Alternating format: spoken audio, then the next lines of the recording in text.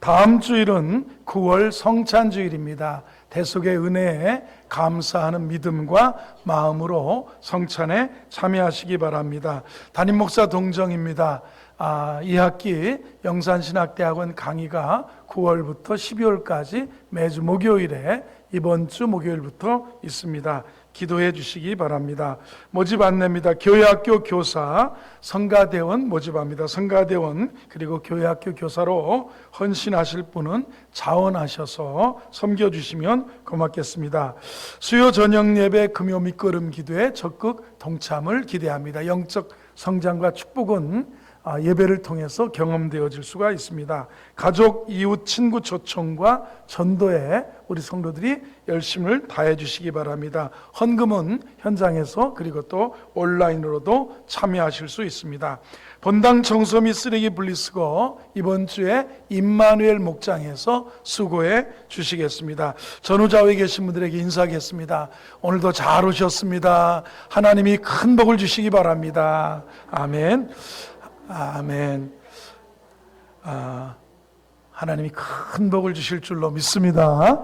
오늘은 모래 위에 지은 집과 반석 위에 지은 집, 모래 위에 지은 집과 반석 위에 지은 집, 산상수훈의 마지막 부분을 말씀을 통해서 은혜 나누도록 하겠습니다. 여러분 미국에 혹시 캘리포니아 그리고 LA에 가보신 분 계십니까? 캘리포니아에 가면 바닷가에 절벽에 지어진 아름다운 집들을 볼 수가 있습니다. 절벽 바로 앞에 지어진 집들을 한번 상상해 보시기 바랍니다. 눈앞을 가리는 것이 아무것도 없습니다. 앞은 낭떠러지고 저 멀리 태평양이 눈앞에 펼쳐져 있습니다. 굉장히 아름답습니다. 여투가 떠 있고 많은 상선이 오가고 있습니다. 그런데 집들을 자세히 배를 타고 해안 이런 주상절리를 본다고 해변을 본다고 그 배를 타고 이렇게 가다 보면 사람들이 살고 있지 않다는 겁니다. 어떤 집들은 기울어져 있고 반쪽이 난 집도 있습니다. 돈을 들여서 아름다운 별장을 캘리포니아 해변에 지었고 거기에 좋은 집을 사서 행복하게 이렇게 철철마다 다니면서 별장에 지냈었는데 왜 별장이 그렇게 사람이 안 머무는 별장이 되었느냐? 원인은 거기가 모래가 굳어서 이렇게 진 땅이기 때문에 거기에 태풍이 한번 불 때마다 비바람이 오고 파도가 칠 때마다 모래가 이렇게 깎여 내려가면서 그 아름답던 집들이 반토막 나고 그리고 땅에 처박히게 되는 그런 일을 되었다는 겁니다. 원인은 땅에 있다는 겁니다. 모래가 굳어서 된 절벽인데 그렇게 됐다는 겁니다. 산상수훈의 마지막에 이 주님이 예증하고 들어놓으신 이 이야기는 예수님의 아버지는 목수였습니다. 어릴 적에 잘하시면서 순종하시면서 목수 아버지를 보필하면서 예수님은 집 짓는 것에 대해서 배웠습니다. 보았습니다. 집의 기초가 그렇게 중요하다는 것을 아셨습니다. 기초가 튼튼한 집과 기초가 약한 집의 차이를 아셨다는 겁니다. 본문을 통해서 두 개의 기초 위에 세워진 각기 다른 두 개의 집 중에 어떤 기초 위에 지어진 집과 같이 인생의 집을 지어야 될 것이냐, 우리가 선택해야 된다는 것을 주님이 말씀하고 있다는 겁니다.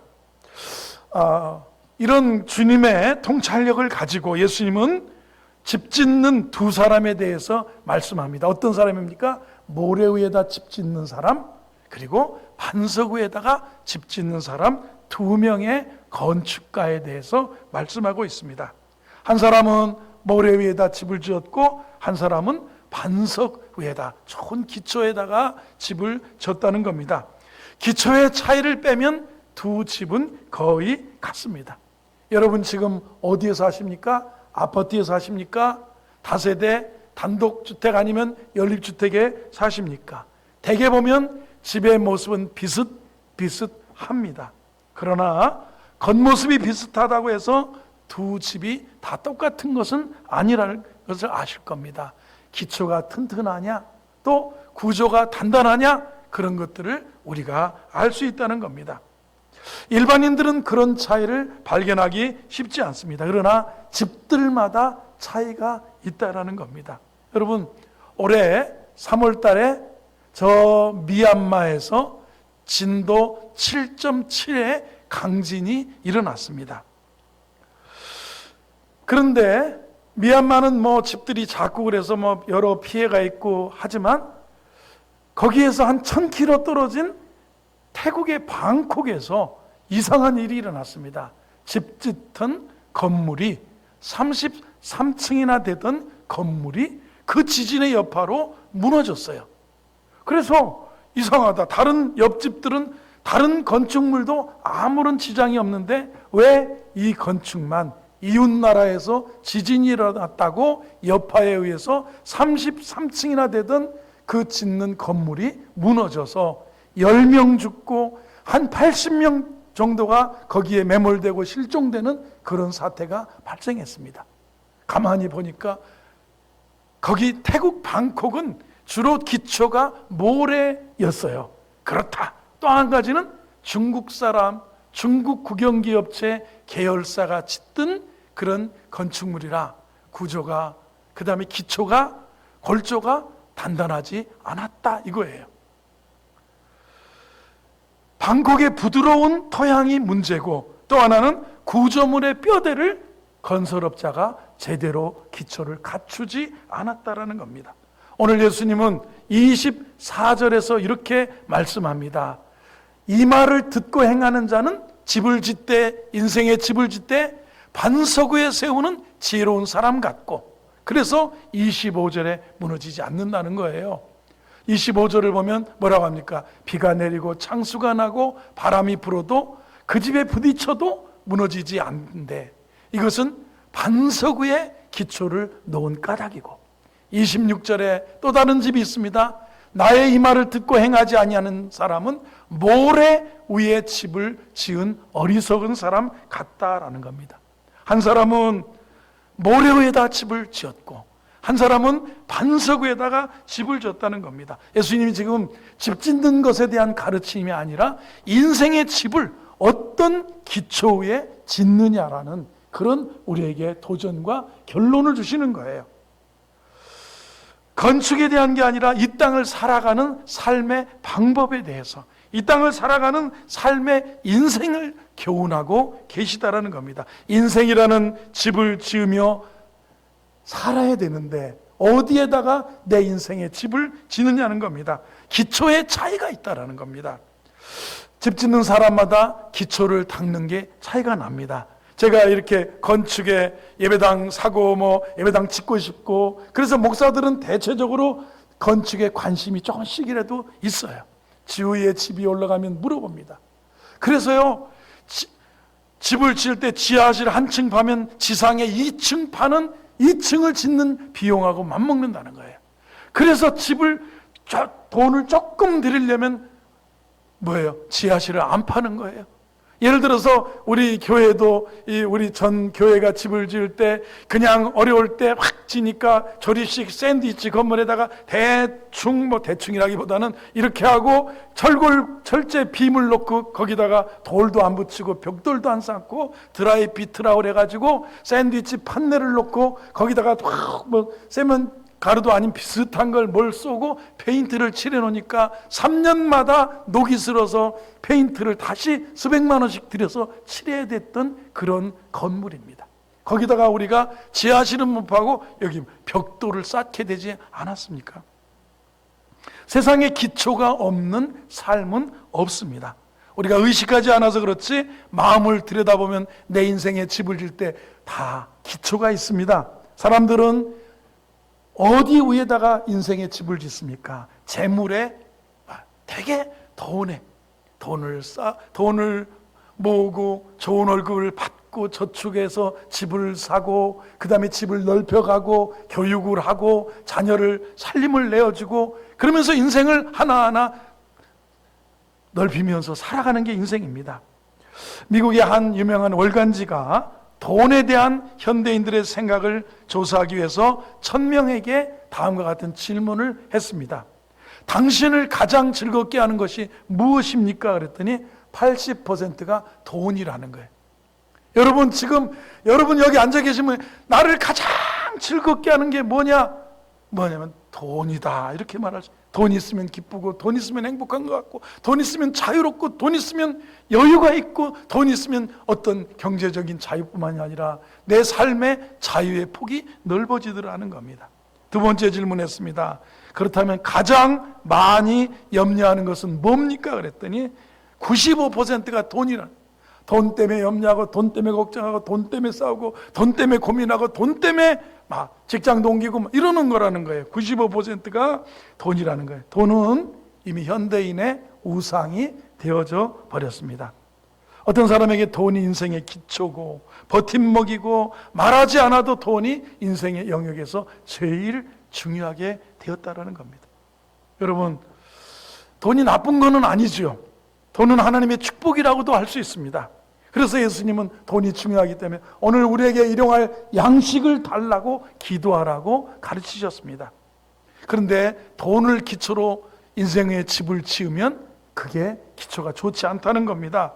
잠언 11장 28절에 자기 재물을 의지하는 자는 패망하려니와 의인은 푸른 잎사귀 같이 번성하리라. 의의 기초에서 믿음의 의를 따라서 하나님의 의에 기초한 인생은 푸른 잎사귀 같이 번성하지만 자기 재물을 의지하는 자는 무너진다는 겁니다.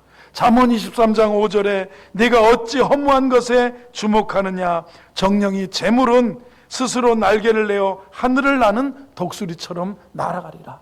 재물은 그게 영구하지 않습니다. 재물은 날아가기도 합니다. 재물은 날 붙들어주는 게 아니라 하나님의 은혜가 우리를 축복하시고 하나님의 은혜가 우리를 붙잡아 주셔야 되는 겁니다. 전도서 5장 13절에도 내가 해 아래서 큰 폐단되는 일이 있는 것을 보았나니 소유주가 재물을 자기에게 해가 되도록 소유하는 것이라. 재물을 해가 되도록 소유하더라는 겁니다. 돈 때문에 친구, 우정, 돈 때문에 부모, 돈 때문에 살인, 돈 때문에 그런 부정을 저지르고 감옥에 가고 여러 가지 인생이 돈 때문에 무너지는 것을 우리가 경험하게 된다는 것. 중요한 것이 있어요. 우리가 무엇을 기초로 하여 인생을 세우는가가 중요하다는 겁니다. 예수님은 그것을 오늘 중요하게 모래 위에 세운 집, 반석 위에 세운 집, 무엇을 기초로 내 인생의 집을 세우느냐입니다. 자, 여러분과 제가 지금 이 정도의 신앙을 가지고 인생의 집을 지어왔어요. 모래인지 반석인지는 나와 하나님께서 아십니다. 그런데 인생의 집에 모래 위에든 반석 위에든 태풍이 온다는 겁니다. 태풍이 몰려온다는 겁니다. 예수님은 우리에게 말씀을 주시면서 중요한 사실을 덧붙이는데 그게 25절 말씀입니다. 비가 내리고 창수가 큰 물이 내리고 나고 바람이 불어 그 집에 부딪히되 무너지지 아니하나니 이는 주추를 반석 위에 놓은 까닭이다. 이렇게 비가 내립니다. 그 다음에 큰 물이 나기도 합니다. 바람이 부딪히기도 합니다. 그때 반석 위에 주추를 놓은 집은 무너지지 않는다는 겁니다. 27절을 봅니다. 비가 내리고 창수가 나고 바람이 그 집에 부딪힘에 무너진다. 이거는 모래 위에 기초가 든든하지 못한 집은 무너짐이 심하다. 바람이 불 때, 창수가 날 때, 비가 올 때 무너지기 쉽다라는 겁니다. 올해 태풍이 몇 번이나 발생한지 아십니까? 올해 태풍 온다는 뉴스 한 번도 못 만났습니다. 자, 태풍이 일어났는데 13개가 발생했다고 합니다. 그런데 7개, 8개가 중국 대만 쪽으로 가고 나머지 6개 정도가 어디로 가냐면 일본 쪽으로 갔대요. 그래서 지금까지 우리나라는 태풍이 안 올라왔어요. 그래서 이상하다, 덥기만 하고 왜 태풍이 안 오나? 방향이. 그런데 중국에 돌아다니는 일본의 뉴스를 보면 갑자기 마을에 개울가에 산비탈에 세워졌던 집들이 갑자기 비가 오고 태풍이 오면서 그냥 휩쓸려 내려가고 그냥 집들이 사정없이 무너지는 것을 우리가 동영상을 통해서 보았을 것입니다. 두 번이나 짧은 문장에서 주님이 태풍은 아무도 피할 수 없다. 모두에게 태풍이 온다. 그리스도인에게도 똑같이 태풍이 찾아오는데 태풍은 우리 인생이 지은 집을 시험한다는 사실입니다. 이 태풍은 우리를 파멸에 넣을 수도 있고 우리를 안전하게 태풍이 있어도 지켜질 수도 있다는데 이것은 인생의 태풍은 유혹일 수도 있습니다. 경제적인 어려움일 수도 있습니다. 질병을 통해서도 태풍을 만나기도 합니다. 그런데 내가 기초가 약하다면 무너진다는 사실입니다. 여러분, 태풍이 부는 날 우리가 세웠던 삶의 기초는 확연하게 드러난다는 겁니다. 예수님이 선언하셨듯이 우리가 짓고 있는 인생의 집은 분명히 태풍의 시험을 만나게 됩니다. 여러분, 든든해지고 끄떡없고 바람 불어도 괜찮고 비가 내려도 괜찮고 태풍이 와도 흔들리지 않는 여러분 인생의 집이 인생의 기초가 믿음 안에서 반석 위에 세워져 있기를 주의 이름으로 축원합니다. 그러면 이것이 이거예요. 견고하냐? 무너질 것이냐? 내 집은 견고하냐? 아니면 무너질 것이냐? 생각해 보세요. 핵심을 말씀해 주세요. 제가 처음으로 미국의 뉴욕에 맨하튼을 갔을 때가 제가 굉장히 충격을 받았습니다. 어려서부터 이곳저곳에 시골 바닷가 안면도에서 태어나서 그래도 읍내만 나가도 좋았고 그리고 대전에 가도 좋았고 저 어디에요 경상도 이렇게 가고 좋았어요. 서울에 어느 날 왔을 때 대한극장에 처음 제가 서울 왔을 때는 대한극장에서 우리 매형이 10개라는 영화가 나왔을 때 1979년도인가 80년도 그 영화를 보여주고 남산에 케이블카를 태워서 남산에서 서울을 내려다볼 때 와, 제가 깜짝 놀래고 너무너무 좋았어요. 근데 여러 도시를 다니다가 뉴욕의 맨하탄에 내렸을 때 저를 압도하는 게 있었어요. 이야, 이거 대단하다. 와, 거기에요. 록펠러 센터에, 그 다음에 어디입니까? 그쪽에 붙어 있는 그 엠파이어 스테이트 빌딩에, 그 다음에 이것저것 빌딩에, 그 엠파이어 스테이트 빌딩의 꼭대기에 올라가서 뉴욕을 내려다보는데 70층, 80층, 100층, 이게 얼마 엠파이어 스테이트 빌딩이 103층인가요? 그 꼭대기 전망대에서 이렇게 쳐다보면 그리고 밑에서 저 바닥에서 뉴욕의 그 마천루를 바라보면 인간이 이 문명의 위대함이 느껴지는 거예요.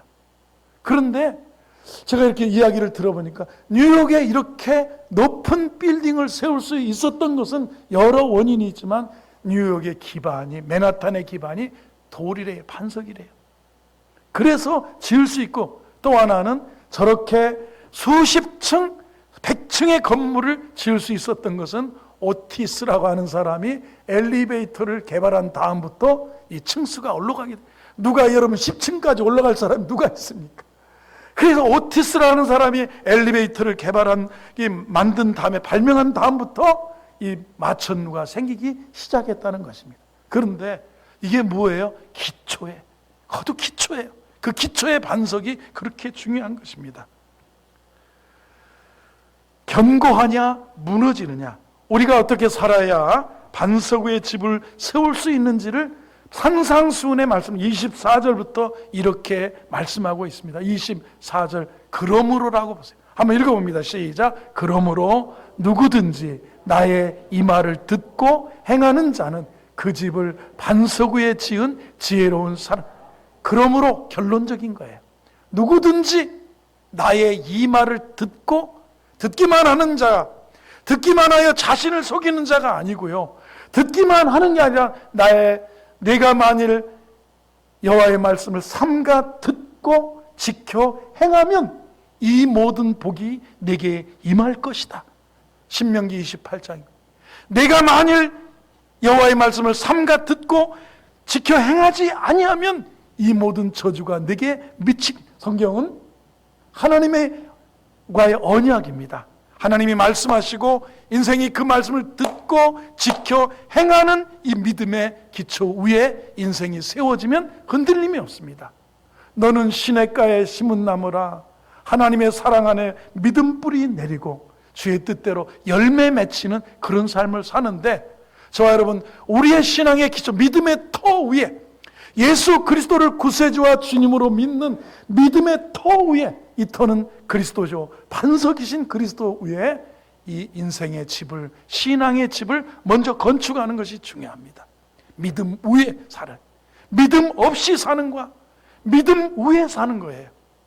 그리고요, 나의 이 말을 듣기만, 오늘날도 성도가 직분자인데도, 오늘날도 성도가 신앙이 오래되어서 교회에서 정말 집사님이 되시고 안수 집사님, 권사님, 장로님이 되셨어도 듣기만 하여 속이는 자가 되지 말아라 그랬어요.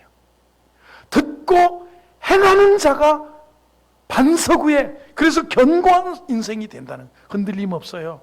바람이 불고 비가 오고 장수가 무너지지 않습니다. 영원한 천국의 안식에 이르게 되고, 믿음의 결국이 영원 구원인데 영생에 이르지도 못할 수 있다는 겁니다. 이 삶의 모습입니다. 말씀을요, 하나님의 말씀을 늘 자신의 삶에 적용하고 실천하려고 애쓰는 것입니다. 나의 이 말을 듣고 행하는 자는 반석 위에 세운 지혜로운 사람 같다. 그렇죠. 27절에 뭐라고 합니까? 26절을 보겠습니다. 나의 말을 듣고 행하지 아니하는 자는 모래 위에, 듣고 행하지 아니, 산상수훈을 외워도 들었어도 소용이 없다는 겁니다. 듣고 행하는 겁니다.